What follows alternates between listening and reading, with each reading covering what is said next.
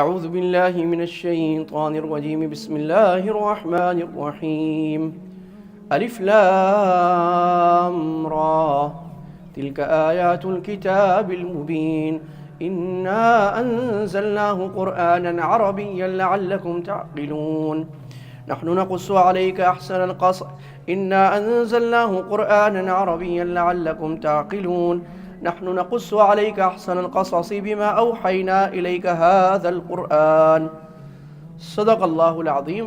آج ہماری الحمدللہ 10ویں تراویح اور سورہ یوسف ہماری ماشاءاللہ پوری ہو گئی ہے، یعنی 13واں پارہ الحمدللہ کافی ہو گیا۔ سورہ یوسف قرآن مجید کی سب سے خوبصورت قصہ، سب سے لمبا قصہ، سب سے زیادہ عبرت اور اسباق اور سیکھنے والی باتیں سورہ یوسف میں آئی ہیں۔ اور کیوں نہ ہو، اللہ نے فرمایا پہلی آیت تلک آیت الکتاب الحکیم مبین۔ قرآن میں ایک، میں علماء کے لیے عرض کر رہا ہوں، طلباء کے لیے ذوق کی بات جو عام ملے گی نہیں آپ کو۔ قرآن نہ کبھی شروع پہلی آیت میں کہتا ہے تلک آیات الکتاب الحکیم، یہ آیتیں ہیں حکمت والی کتاب کی۔ کبھی کہتا ہے تلک آیات الکتاب المبین، یہ آیتیں ہیں واضح بیان کرنے والی کتاب کی۔ سورت کے شروع میں بار بار آتا ہے، کبھی کسی، جیسے پیچھے سورہ یونس تھی، اس کے شروع میں کہا تھا تلک آیات الکتاب الحکیم۔ جہاں قرآن حکیم کہے گا وہاں عقلی دلائل ہوں گے، حکمت۔ تو سورہ یونس ہم نے کل پڑھی، کتنے عقلی دلائل تھے؟ 12 لاجیکل۔ اور جب قرآن کہے گا تلک آیات الکتاب المبین، بیان کرنے والی، تو اس پوری صورت میں کون سے دلائل ہوں گے؟ نقلی، بیان والے، یعنی ماضی، ہسٹری، ٹرانسمیٹڈ ایویڈنس، پرانے قوموں کا تذکرہ جس سے اللہ تعالیٰ ثابت کریں گے اپنے دعویٰ کو۔ ہر سورت کا ایک مرکزی دعویٰ ہوتا ہے، مضمون، اس کے گرد سورت گھومتی ہے۔ اور وہ قرآن کی کوئی آیت ہی اس سورت کی ہوتی ہے۔ اس سورت میں کیا ہے؟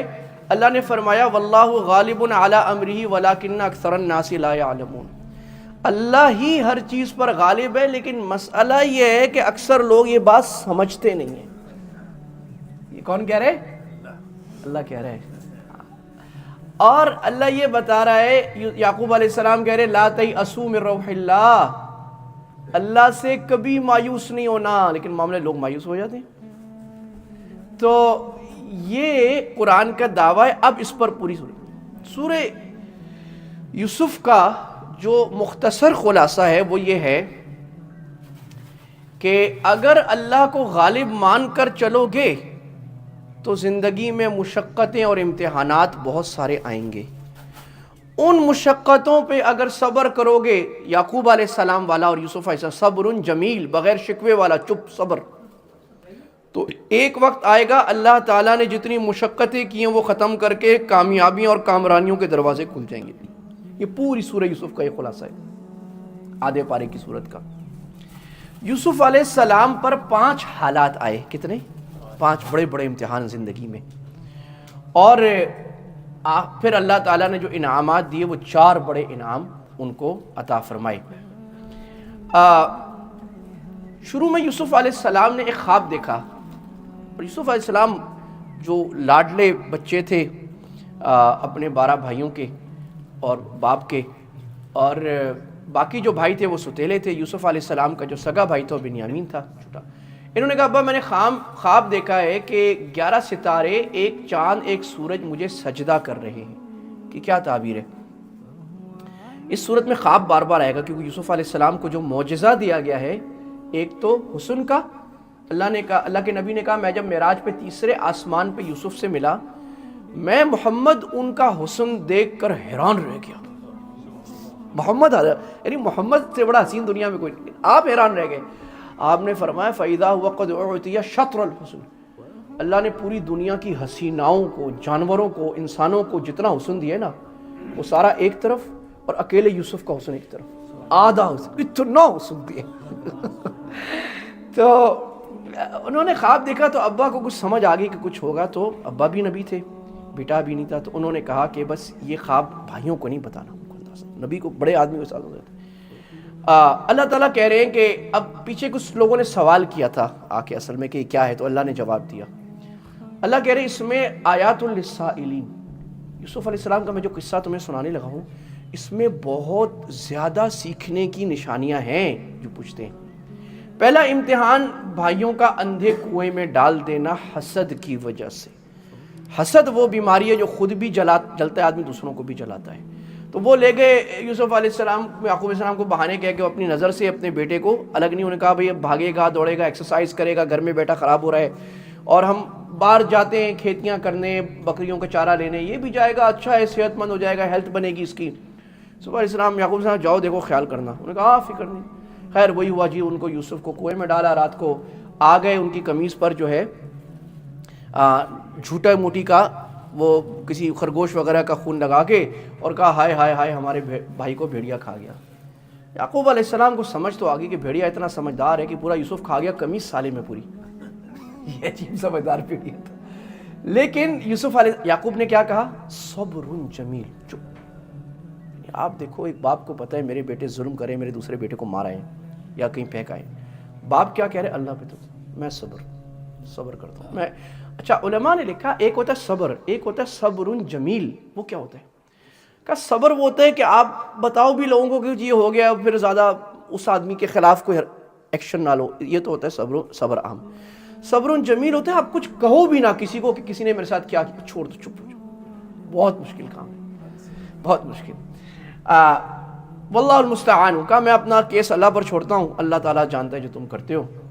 پہلا امتحان ختم ہو گیا، یوسف علیہ السلام اندھے کنویں میں، چھوٹا بچہ، اور وہ انہوں نے اصل میں ڈول میں ڈال کے کندھے میں نیچے ڈال دیا۔ اس زمانے میں کنووں میں نیچے جو ہے نا خانے بنے ہوتے تھے، خانے میں یوسف علیہ السلام بیٹھ گئے۔ دوسرا امتحان کیا ہوا کہ ایک لوگ آئے اور قافلہ آیا، انہوں نے جیسے کنویں میں پانی ڈالنے کے لیے ڈول ڈالا، تو وہ یوسف علیہ السلام نے وہ ڈول پکڑ لیا اور اوپر آیا، تو وہ تو حیران ہو رہی، یہ تو لڑکا مل گیا۔ اور انہوں نے کہا یا بشرا، او خوشخبری، یعنی اتنا زبردست خوبصورت لڑکا۔ اس زمانے میں غلام بکتے تھے، پوری دنیا میں بکتے تھے۔ کہا یہ تو بہت مہنگا بکے گا، اتنا ہیرے کی طرح بچہ ہے۔ تو دوسرا امتحان کیا ہوا؟ یوسف کا غلام بن جانا، اور غلام بن کر مصر کے بازار میں، اب وہ مصر لے گئے، یہ تھے کنعان ہے آج، یہ کنعان جو ہے یہ فلسطین کی بستی ہے، قبضہ ہے اس پر غاصبوں کا، اللہ تعالیٰ آزادی تو وہ وہاں سے ان کو مصر لے گئے۔ مصر اس زمانے میں بڑی سیویلائزیشن تھی، وہاں کے بازار میں یوسف کی بولی لگ رہی ہے، اور یوسف کو عزیز مصر نے خرید لیا، یعنی جو وزیر خزانہ آپ سمجھ لیں، ٹریجرر، وہ جو بڑا امیر، اور اس نے خرید لیا۔ اب غلام بن کر بک گئے، تو دوسرا کہ یوسف کی بولی لگ کے اس کو بیچا گیا ہے۔ نمبر 3، اب انہوں نے بڑا عزت سے اپنے گھر میں رکھا، اتنا ان کو سمجھ آ گئی کہ بڑا شریف بڑے اونچے گھرانے کا نبی نے بننا تھا نا، تو اس نے رکھا۔ ادھر یوسف کا حسن ایسا باکمال جو ہم سن چکے ہیں اللہ کے نبی، تو اس کی بیوی کو وہ آ گیا اور اس نے دروازہ بند کیا اور کہا ہائی تلک، تو گناہ کی دعوت دی، بے حیائی اور حرام کی دعوت دی۔ یوسف علیہ السلام نے کہا معاذ اللہ، اللہ کی پناہ، انہو ربی، وہ اللہ میرا رب ہے۔ ایک تفسیر، دوسری تفسیر یہ جو عزیز مصر ہے وہ میرا مالک ہے، اس نے میرے پر اتنا احسان کیا ہے، میں نمک حرامی کروں اس کی وجہ سے؟ میں نہیں کرتا۔ اور اس نے کہا دیکھو بات یہ ہے، ظالم لوگ کبھی کامیاب نہیں ہوتے، چند 10 20 30 سال مزے کر لیں گے، بالآخر تباہ ہوں گے۔ یوسف علیہ السلام کو نبی بننے سے پہلے پتا تھا۔ تو اب یہاں اختلاف ہے کہ یوسف علیہ السلام نبی کب بنے، قرآن نہیں بتا رہا، ہو سکتا ہے ابھی بن گئے، ہو سکتا ہے آگے جب جیل میں گئے وہاں بن گئے، نبوت ان کو مل گئی۔ دوسرا امتحان پورا ہو گیا، اور یہ تیسرا امتحان، یوسف علیہ السلام اس امتحان سے بھی سرخرو ہو گئے۔ اب آپ دیکھو کہ جو رائل فیملیز ہوتی ہیں نا، ان کا ایک اپنا حلقہ ہوتا ہے، ایلیٹ کلاس، ان کی عورتیں بھی بڑے بڑے مہنگے بیگز لے کے، بڑے بڑے مہنگے کپڑے، ان کی باتیں بھی ہیں، نوکر آگے پیچھے ہیں، اور ایک دوسرے سے آگے بڑھنے کی کوشش ہو رہی ہے۔ یہی بڑی ایلیٹ کلاس میں ہوتا ہے، میں زیادہ مالدار، تو زیادہ مالدار، یہی ہو رہا ہوتا ہے۔ تو اب عورتوں نے بات شروع کر دی، رائل فیملی کی عورتوں نے، کہ زلیخا کو دیکھو اپنے غلام پر عاشق ہو گئی، کسی شہزادے پر ہوتی تو بات تھی۔ زلیخا نے کہا میں ان کو پریکٹیکل دکھاتی ہوں۔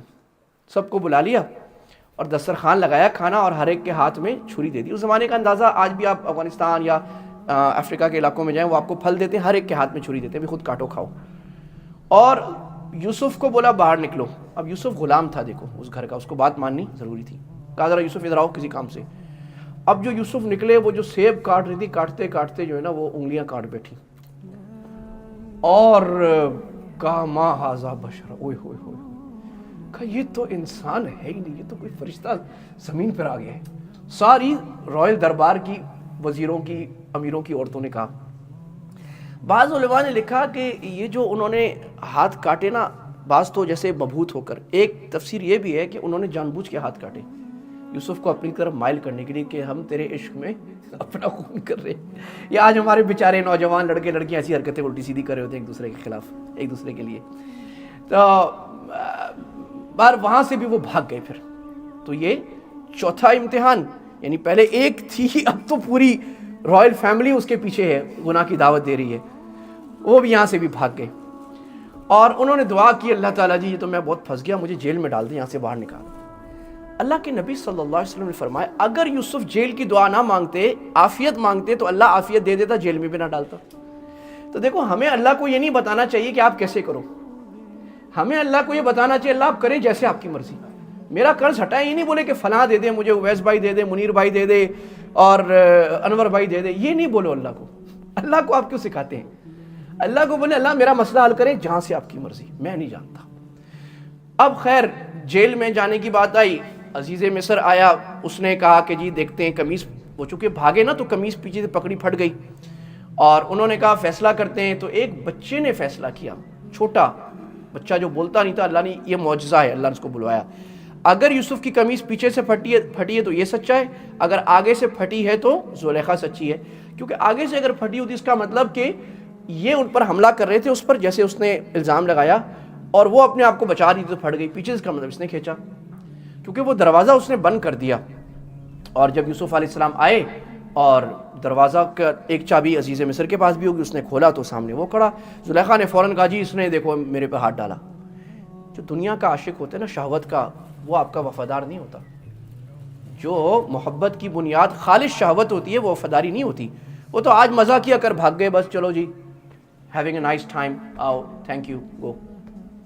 جو اس لیے تو نکاح اور زنا میں فرق ہے، نکاح کانٹریکٹ ہوتا ہے وفاداری کا، ساری زندگی نبھانے کا، اور زنا جو ہوتا ہے وہ ایک وقت میں مزہ لینا، اور اگلا مکر بھی جاتا ہے اور 20 سال بعد کیس بھی کر دیتے ہیں۔ آپ کے ملک میں تو یہ ہوتا ہے نا، 20 سال بعد کیس کرتے ہیں، اس کو پکڑ کے اس نے میرے ساتھ پتہ نہیں کیا تھا نہیں کیا تھا بھائی، پیسے لے لیتے۔ تو یہ بے وفائی کا اور برے کا انجام ایسا ہی ہوتا ہے۔ یوسف علیہ السلام جیل میں رہے، بعض روایت میں 12 سال، بعض روایت میں 10 سال، بعض روایت میں 40 سال، اللہ عالم، کافی لمبا عرصہ۔ قرآن یہ بتاتا ہے، قرآن نا مائنر ڈیٹیلز میں بات نہیں کرتا، قرآن میجر ڈیٹیلز جس کی ضرورت ہے بات کرتا ہے۔ کتنے امتحان ہو گئے؟ 5 امتحان۔ چھٹا امتحان، چھٹا اور 7واں امتحان ان کا، اب یہ ذیلی ہیں، یعنی اصل میں چھٹے کے 2 امتحان ہیں، ان کی عقل کا امتحان۔ جیل میں 2 قیدی تھے، انہوں نے کہا ہم نے خواب دیکھا ہمیں بتاؤ، اور بعد میں بادشاہ نے کہا خواب دیکھا ہم بتاؤ۔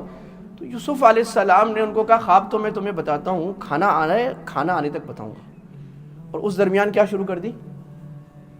کیا شروع کر دیا؟ دعوت دینا۔ لو جی یہ ہمارا کام ہے، پھنسا کے مارنا۔ ہاں، لوگوں کو اکرام پہ بلاؤ، ان کو عزت دو، ان کا ٹائم لو، اور پھر جہاں وہ آپ کے اس کو بولو ہاں جی بتا دو، اب اس کو آپ دعوت دے دو یہاں پر۔ اب وہ سن رہے چپ کر کے۔ اب یوسف علیہ السلام دعوت کیا دے رہے؟ توحید کی، یا صاحب السجن۔ اور دیکھو انداز، اے میرے جیل کے پیارے ساتھی، پیارے بھائی دوستو بزرگ، ارباب، مجھے بتاؤ کہ زیادہ خدا ہونا کسی آدمی کے، کسی ایک، اچھا وہ چونکہ غلام کلچر تھا نا، کہ ایک غلام ہو جس کے 3-4 آقا ہیں، ہر ایک کہتے ہوئے یہ کام کو، یہ زیادہ اچھا ہے یا غلام کا ایک آقا ہونا اچھا ہے؟ سب نے کہا ایک ہونا اچھا ہے۔ تو کہا بتاؤ پھر 2-3-10 خدا ہونا اچھا ہے، ایک خدا؟ سب توحید سمجھا دی تھوڑی دیر میں، لمبی بات نہیں ہے، سمجھا دی، سمجھ گئی؟ کہا چلو۔ اس کے بعد ان کو خواب بتا دیا، اور وہ جو بھی ہے کہ ایک کو کہا کہ بھی تمہارے سر سے تم ٹانگ دیا جاؤ گے اور سر سے تمہارے کوے کھائیں گے، اور دوسرے کو بولا کہ تم بادشاہ کے خاص قریبی بن جاؤ گے، جیل سے نکل کے اس کو شراب پلایا کرو گے کبھی۔ تو وہ جو تھا نا جس نے کہا تھا کہ میں نے دیکھا میرے کوے، اس نے کہا نہیں میں نے یہ خواب نہیں دیکھا تھا۔ تو یوسف علیہ السلام نے کہا اب تو ہو گئی، قضی الامر الذی فیہ تستفتیان۔ علماء نے لکھا ہے کہ خواب جب کوئی آدمی دیکھتا ہے تو خواب کی اصل تعبیر ہوتی ہے، یا اگر کوئی ماہر تعبیر بیان کرے وہ ہوتی ہے، بعضوں نے کہا وہ ہوتی ہے، لیکن اکثر علماء کہتے ہیں کہ نہیں، خواب کی ایک تعبیر ہوتی ہے جو اللہ دکھاتا ہے، کیونکہ خواب ایک الگ دنیا میں ہوتا ہے، اس میں مجاز اور کنائے ہوتے ہیں۔ تو اچھا خواب آئے تو اپنے محبوب لوگوں کو سنا دینا چاہیے، اور خاص طور پہ اس کو جو اس کی تعبیر کر سکے۔ اس علم کے لوگ آج کل کم رہ گئے ہیں، اور برا خواب آئے تو کسی کو نہیں بتانا چاہیے. ہاں زیادہ کوئی خدشہ ہو تو بڑا سیکریٹلی کسی ایسے آدمی کو جو آپ کو اس کی تعبیر بتا دے.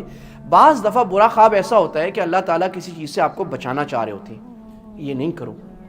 کسی غلطی پر تنبہ ہو رہا ہوتا ہے, کوئی حالات دکھائے جا رہے تھے جس میں آپ کو, جیسے آگے یوسف علیہ السلام کا آئے گا. اگلا اسی چھٹے کا دوسرا جو حصہ تھا عقل کا, ان کی فراست کا امتحان, ہاؤ انٹیلیجنٹ ہی از. اب یہ ظاہر نبوت مل چکی تھی اور نبوت میں ان کو خواب کی. تو بادشاہ نے خواب دیکھا کہ جی 7 گائیں ہیں موٹی, وہ پتلی گائیں 7 موٹی گایوں کو کھا گئی ہیں, اور 7 خشک گندم کے خوشے ہیں جو تر کو کھا گئے ہیں.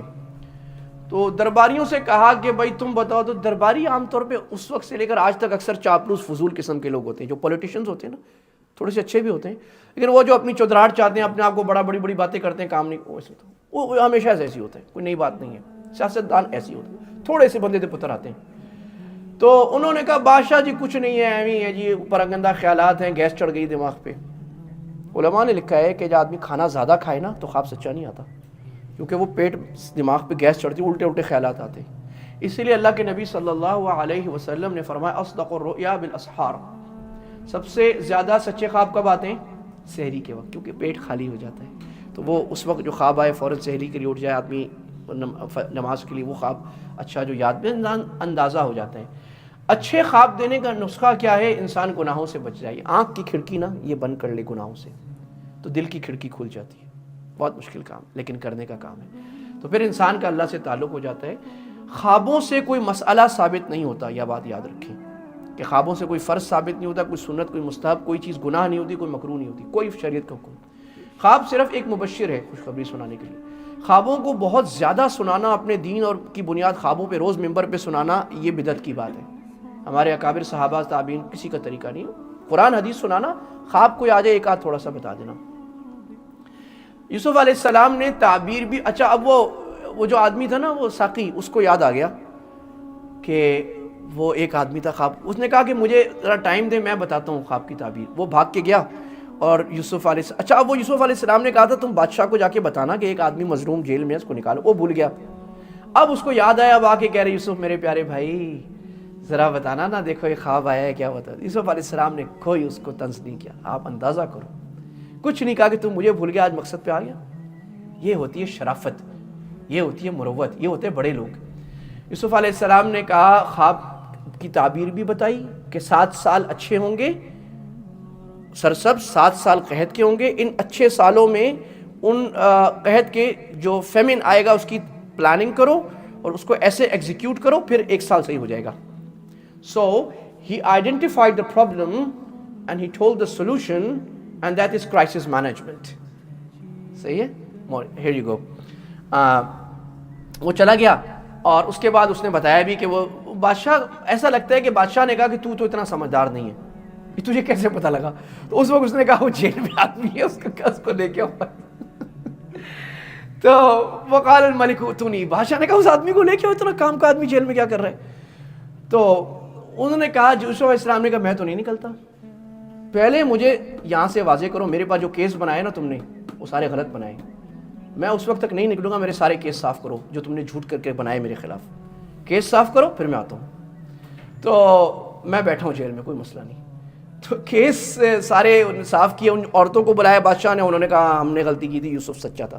پھر یوسف علیہ السلام سرخرو ہو کے آئے آزاد, اور بادشاہ نے کہا کہ تم باتیں کی, تو بادشاہ کو اور سمجھا یہ تو بہت کوئی قابل آدمی ہے. بادشاہ نے کہا بتائیں آپ کو میں کیا عہدہ دوں, میں آپ سے کام لینا چاہتا ہوں. یوسف علیہ السلام نے کہا اجعلنی علی خزائن الارض, مجھے آپ وزیر خزانہ بنا دیں. ایسا لگتا ہے اس وقت وہ عزیز مصر جو ان کا تھا وہ مر گیا تھا, کوئی اہل آدمی وزیر. اچھا یوسف علیہ السلام نے عہدہ مانگا, اب مسئلہ کیا ہے, عہدہ مانگا. تو کیا عہدہ مانگنا جائز ہے؟ بات یہ ہے اللہ کے نبی صلی اللہ علیہ وسلم کی عادت تھی, جو عہدہ مانگتا تھا آپ نہیں دیتے تھے, آپ کہتے جو مانگتے ہم نہیں دیتے. عہدہ تو ذمہ داری ہے, تو مصیبت ہے, یہ تو قیامت میں ضلالت بن جائے گی, اتنے لوگوں کا جواب کون دو گے. البتہ علماء نے لکھا ہے کہ جب عہدہ ضائع ہو رہا ہو, آپ کو لگ رہا ہو سارے اہل آگے جا رہے ہیں, اور عہدے پہ آنے کا طریقہ یہ ہے کہ آپ کو آنا پڑے گا آگے, تو پھر ڈرتے ڈرتے آ گیا. اس میں بھی علماء فرماتے ہیں مشورے کی جماعت ہو, جیسے ایک پولیٹیکل پارٹی اچھی بنتی ہے، وہ پولیٹیکل پارٹی خود طے کرے کہ ہم میں کون بڑا ہوگا جو آگے جائے گا، وہ خود نہ بولے کہ میں جاؤں گا. جیسے ہمارے ہاں تبلیغ کے نظم میں بھی ہوتا ہے، کبھی کون تو ہاں بھائی یہ امیر صاحب کہتے ہیں یہ آدمی یہ کام کر لے، یہ کام مشورہ دے دو سارے، یہ پھر انشاءاللہ حفاظت ہوگی، کیونکہ وہ پھر اب اپنی طرف سے نہیں گیا اور وہ گیا. تو کبھی کبھی بتانے کی ضرورت ہوتی ہے کہ جی میرے اندر یہ صلاحیت ہے، میں تیار ہوں، یہ جائز ہے ڈرتے ہوئے. یوسف علیہ السلام بن گئے، اور یوسف علیہ السلام نے اب اچھا کیوں بنے؟ کیونکہ یوسف علیہ السلام پتا تھا وہ جو میں نے پلان دیا ہے کرائسس، وہ کو ایگزیکیوٹ کوئی نہیں کر سکتا، اس کو ایگزیکیوٹ میں ہی صحیح کر سکتا ہوں، لہٰذا اس لیے لوگوں کے مال بچانے کے لیے خود بنے، خدمت کے لیے. اب بھائی بھی کنعان سے آئے، پورے ریجن میں لگتا ہے کہ وہ ایک زمانہ تھا فیمن آ گیا تھا، پورا all north of Africa, north of the Arabian peninsula, اس پورے میں فیمن قحط آ گیا. اب سارے مصر چونکہ بڑا شہر تھا، وہ آئے تو یوسف علیہ السلام نے پہچان لیا، وہ نہ پہچانے، اور اب یہ امتحان. خیر وہ لمبا قصہ ہے. بھائی آئے، پھر یوسف علیہ السلام نے دیا، کہا اگلی دفعہ اپنے بھائی کو لانا. وہ بنیامین کو یعقوب علیہ السلام نے نہیں جانے دیا، انہوں نے کہا اس کو لے کے آنا ورنہ میں نہیں دوں گا، اور ابھی تمہیں میں 2 گنا دے رہا ہوں، احسان بھی کر دیا.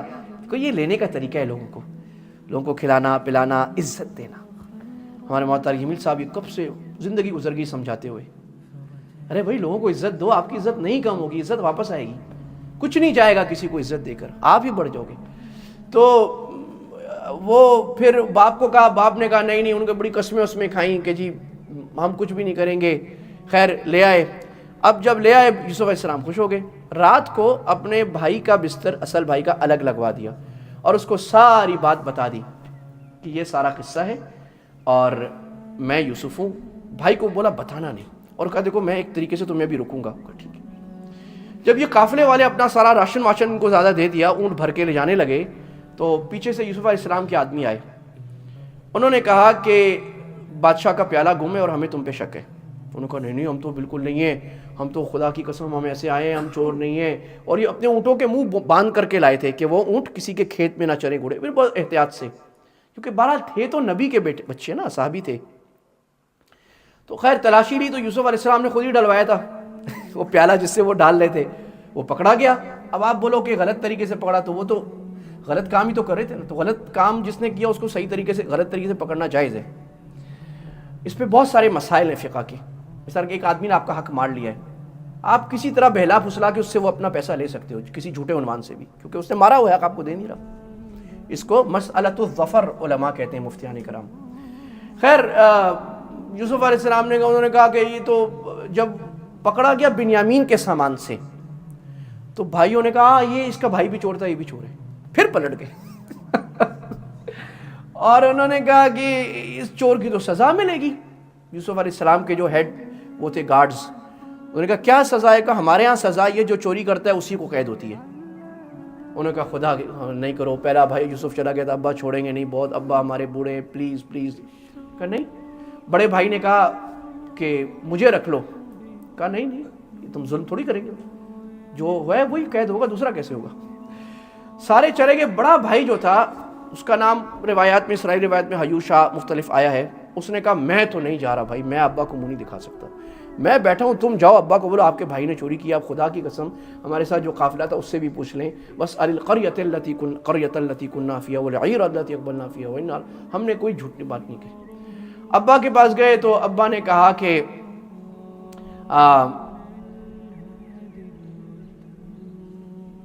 ہائے یوسف بھی یاد آ گیا. انہوں نے کہا اب میں تمہیں یقین نہیں کر سکتا میں تم پہ. یعنی اب وہ شک کرے تھے. یہاں سے پتہ لگتا ہے نبی عالم الغیب نہیں ہوتا.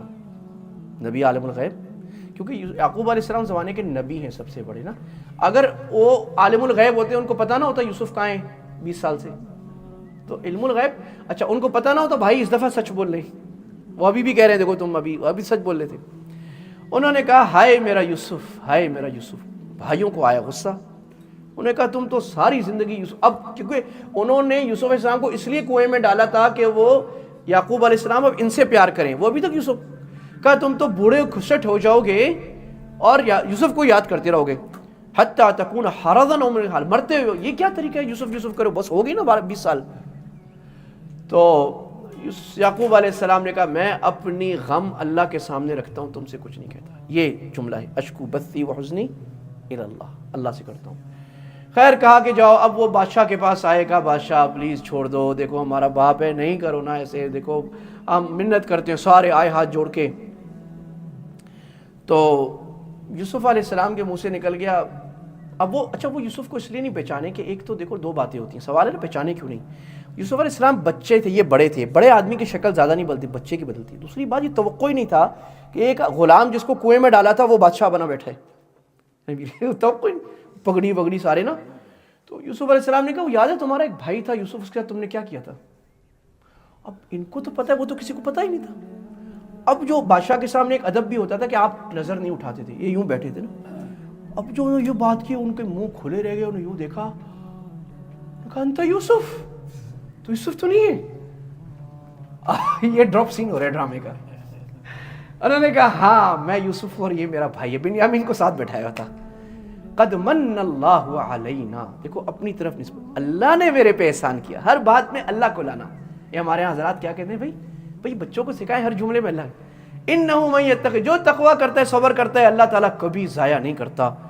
اب بھائیوں نے کہا اللہ کی قسم آپ صحیح تھے, ہم غلط ہیں, ہم مانتے ہیں, توبہ کر لی. یوسف علیہ السلام آپ اندازہ کرو نا, ہمیں کوئی 100 ہماری 10 پاؤنڈ 100 روپے کوئی چرا لے, کوئی تھوڑا ایک گالی دیتے, ہم ساری زندگی معاف نہیں کرتے. اور جن بھائیوں نے پوری زندگی خراب کی, اور یوسف ایک جملہ بھی نہیں کہہ رہے, اور کہہ رہے لا تثریب علیکم اليوم, کوئی پکڑ نہیں, کچھ بھی نہیں. یہ جملہ اللہ کے نبی صلی اللہ علیہ وسلم نے فتح مکہ میں کہا تھا, لا تثریب. آپ صلی اللہ علیہ وسلم پہ جن لوگوں نے ظلم کیا 20 سال, آپ نے کہا جاؤ سارے معاف. یہ ہوتے ہیں بڑے لوگ, یہ سیکھنے کی بات ہے. یغفر اللہ لکم, بلکہ میں نہیں معاف کرتا, میں اللہ سے سفارش کرتا ہوں اللہ بھی تمہیں معاف کرے. کیونکہ جب کوئی اللہ کے کسی دوست کو تکلیف دیتے ہیں نا, اللہ پھر اس کو چھوڑتے نہیں ہیں, کہ اللہ بھی معاف کرے. اور اس کے بعد وہ کہا یہ میری قمیص لے جاؤ, اور میرے باپ رو کے اندھے ہو گئے تھے, کہا ان کے آنکھوں پہ ڈالنا, اور وہ ان کو جو ہے نا بینا ہو جائیں گے, ان کو سب کو لے آؤ, میرے باپ ماں کو, بعض روایت میں ماں تھی بعض میں خالہ تھی, لے آؤ. اور وہ گیا, ابا کو بھی کہا ابا معاف کرے, ابا نے بھی کہا چلو معاف کر دیا. قال سوف استغفر, ابا نے کہا ہاں میں تمہاری اللہ سے معافی مانگوں گا. اب آئے تو یوسف علیہ السلام نے ان کو عزت دی اور باپ کو تخت پہ بٹھایا, تو باپ ماں اور 11 بھائی سب سجدے میں گر گئے. اب انہوں نے کہا اپنے ابا کو, اب یا ابتی ھذا تأویل, ابا وہ جو بچپن میں میں نے خواب سنایا تھا نا 11 سے, وہ اب یہ آ گیا. باپ کی مثال اللہ نے سورج سے دی ہے. سورج بظاہر گرم لگتا ہے, لیکن سورج چاند سے زیادہ فائدے کی چیز ہے. سورج نہ ہو تو چاند بھی کچھ نہیں کر سکتا. تو یہ جو سنگل مدرز کا کلچر ہے نا, یہ تباہ کر رہا ہے معاشروں کو, جو ہمارے اندر بھی آ رہے ہیں. And they know in the culture what is destroying single mothers. Help, وہ عورت بیچاری ایموشنلی ہے ہی نہیں سیٹ اتنا. باپ سے لوگ بعض پریشان ہوتے, باپ غصہ کرتا ہے, لیکن اس غصے میں شفقت ہوتی ہے. باپ سپورٹر ہوتا ہے, وہ سایہ ہوتا ہے, وہ اوپر ہر چیز پر محیط ہو جاتا ہے, اپنے اوپر لے کے کرتا ہے. تو باپ کی گرمی غلط نہیں ہوتی. اور چاند جو ہوتا ہے وہ ٹھنڈک دیتا ہے. ماں کی مثال اللہ تعالیٰ نے چاند سے دی ہے. اس کے بعد یوسف علیہ السلام نے کہا کہ اپنا قصہ سنایا, ساری بات سنائی, اور کہا کہ وَقَدْ أَحْسَنَ بِي إِذْ أَخْرَجَنِي مِنَ السِّجْنِ, میرے رب نے مجھ پر بڑا احسان کیا جب مجھے جیل سے نکالا. بات کہاں سے شروع کی؟ وہ بتایا ہی نہیں کہ میرے ساتھ ایسے ہوا ایسے ہوا. بات اللہ, جو وہ بھی تو اللہ کی طرف سے تھا نا. یہ بات ہے, اللہ نے جو آپ کو امتحان میں ڈالا اس کا تذکرہ زبان سے نہ, ہائے یہ ہو گیا, ہائے یہ ہو, کہہ رہے اللہ بڑا اچھا, اللہ نے مجھے جیل سے نکالا, پھر یہ اچھا کیا, اچھی بات ہے. سبحان اللہ, سارا سیکھنے کی بات ہے. اور پھر دعا کی, رب, یہ قرآن کی بڑی زبردست دعا یاد کر لیں. رب قد آتیتنی من الملک وعلمتنی من تأویل الاحادیث فاطر السماوات والارض, اے آسمان و زمین کو پیدا کرنے والے, انت ولی فی الدنیا والآخر, تو ہی میرا دوست, تو ہی میرا یار, دنیا میں بھی آخرت میں بھی. مجھے مسلمان بنا کر اٹھانا اور مجھے نیک لوگوں کے ساتھ جنت میں جمع کرنا. آگے اللہ کہہ رہے ہیں میرے نبی غیب کی باتیں یہ ہم آپ کو بتا رہے ہیں, آپ کو نہیں پتا تھا جب انہوں نے مشورہ کیا تھا, تو آپ بتا رہے ہیں کہ اللہ کے نبی کو بھی پتا اس وقت چلتا ہے جب اللہ بتاتا ہے, اللہ نہیں بتاتا تو نہیں پتا. سورت کے آخر میں دعوت کی بات آئی. اب اس سارے قصے اور سے لینے کی بات کیا ہے؟ میرے نبی اب یہ قصہ سن کر توحید سمجھ میں آ گئی, اللہ غالب ہے, اللہ ہی سے ہوتا ہے, اللہ کے علاوہ اللہ سے مایوس نہیں ہونا. اب یہ میرا راستہ ہے میرے نبی, آپ کہہ دو ان سب کو ادعو الی اللہ, میں دعوت دیتا ہوں اس راستے توحید کی طرف, علی بصیرت, عقل اور سمجھ سے, ایویں اوپر نہیں. اتقان سمجھ کر میں اور جو میرے پیچھے چلتا ہے اور میں مشرک نہیں ہوں. علامہ ابن قیم نے لکھا ہے کہ اللہ کے نبی فرما رہے ہیں یہ میرا راستہ ہے، یہ دعوت کہ میں اللہ کو دعوت دیتا ہوں اور میرے پیچھے چلنے والا بھی. علامہ ابن قیم رحمہ اللہ امت کے ان لوگوں میں جنہوں نے سب سے زیادہ کتابیں امت کی لکھی، بڑا احسان ہے. انہوں نے کہا کہ اس سے یہ پتہ لگ رہا ہے کہ جو دین کی دعوت کا کام نہیں کرتا وہ اپنے آپ کو نبی کا امتی نہ کہے، کیونکہ نبی یہ کہہ رہے میرا امتی تو وہ ہے جو لوگوں کو دین کی طرف بلاتا ہے. جو نہیں بلا رہا وہ نبی کا کام نہیں کر رہا، اس کو حق نہیں بنتا نبی کی نسبت کرے. اللہ کہتے ہیں لقد کان فی قصصہم عبرۃ للالباب. آخر میں چند چیزیں ہم کیا سیکھیں اس سے.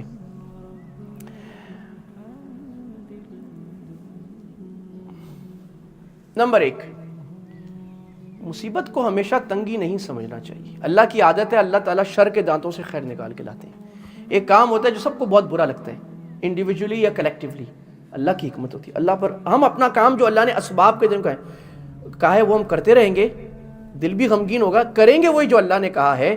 اس مصیبت کو بھی رحمت سمجھیں گے. غم کو راحت بنا لیا ہم نے، لو یہ دھوکہ بھی کھا لیا ہم نے.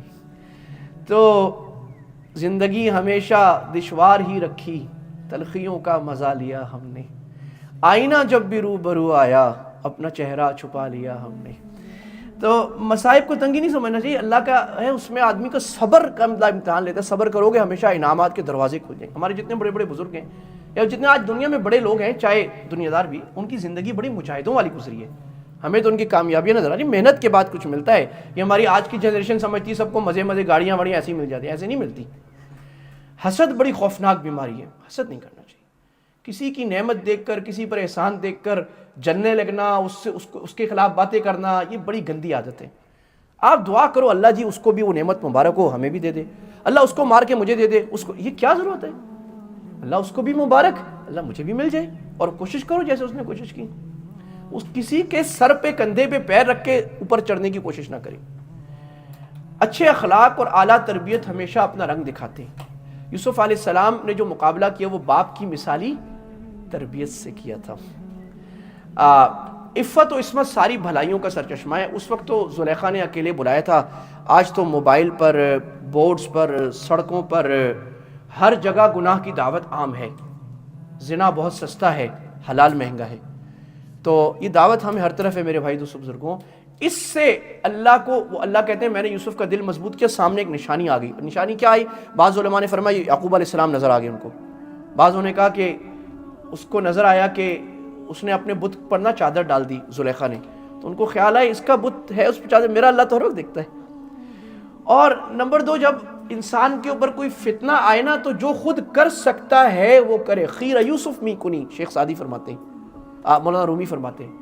دیکھو یوسف علیہ السلام دیکھ رہے ہیں دروازہ بند ہے، پھر بھی دروازے کی طرف بھاگ رہے ہیں. میں جو کر سکتا ہوں میں کروں گا، آگے اللہ نے کرنا ہے. یہ نہیں کہ کیا ہوگا کیسے ہوگا، چھوڑ. سچا داعی مشکل حالات میں بھی دعوت کے فریضے سے غافل نہیں ہوتا. دیکھو جیل میں ہے، مصیبت میں ہے، ابھی بھی کیا دھن لگی ہے؟ اللہ، ہر جگہ اللہ کی بات، اللہ ہی بڑا ہے، اللہ سے کچھ نہیں ہوتا. او بھائی آ جاؤ، یہ میرا بھائی بھی آ جائے، یہ جہنم سے بچ جائیں، یہ نماز پڑھنے والے بن جائیں، یہ گناہ چھوڑنے والے بن جائیں، یہ تاجر جھوٹ بولنے سے بچ جائیں، یہ فکر لگی ہو. اسی طرح مرد اور عورت کا مکس رہنا، اختلاط، یہ فتنے کا سبب ہے. جو عورتوں کے ساتھ رہے، اس کے ساتھ الگ کمرے میں ہوئے تو فتنہ. تو اللہ کے نبی نے فرمایا مرد اور عورت کا خلوت میں ایک ساتھ رہنا، ان آئسولیشن، یہ حرام ہے. آپ نے فرمایا جب بھی ہوگا شیطان آئے گا بیچ میں. اور ایک اور چیز آج نوجوانوں کے لیے، سائبر خلوہ، the digital خلوہ. when you are chatting with a woman and there's nobody and anything you call phone پہ بات کرنا. even if you have to do، میں نے ہمارے خواتین کے مدرسے چل رہے ہیں بہت بڑے الحمدللہ پاکستان میں. ہم نے کوڈ بنایا ہوا ہے کہ کوئی خاتون کسی مرد سے اکیلے بات نہیں کرے گی. Always in a group, phone پہ بھی بات کرنی، کوئی اور عورت ساتھ بیٹھی ہوگی. خلوت حرام ہے. صبر کی فضیلت، صبر کے نتائج بہت بڑے ہوتے ہیں. جو اللہ کے کام میں لگتا ہے اللہ اس کے دامن پر لگنے والے داغ خود ہی دھلوا دیتے ہیں. اچھی چیزوں کا تذکرہ کرنا ہے، بری چیزوں کا تذکرہ ہی ختم کر دینا ہے. اور آخری بات، دعوت کو اپنا مشن بنانا ہے. یہ 1-2 گھنٹے کرنے کی کام نہیں ہے. ہمارے آخر میں اعلان ہوتا تھا رائیونڈ میں کہ بھئی اس کام کو کام بنانے کا ارادہ کس کا ہے. سارے ہاتھ کھڑا کر دیں. ارادہ بھی سب کا ہے جی. ہم نے امت کے داعی بننا ہے ان ملکوں میں خاص طور پہ. نہیں کرتے تو ہمارا وجود کا کیا فائدہ. اللہ عمل کی توفیق عطا فرمائے. وآخر دعوانا الحمدللہ رب العالمین. ہاں جی سوال.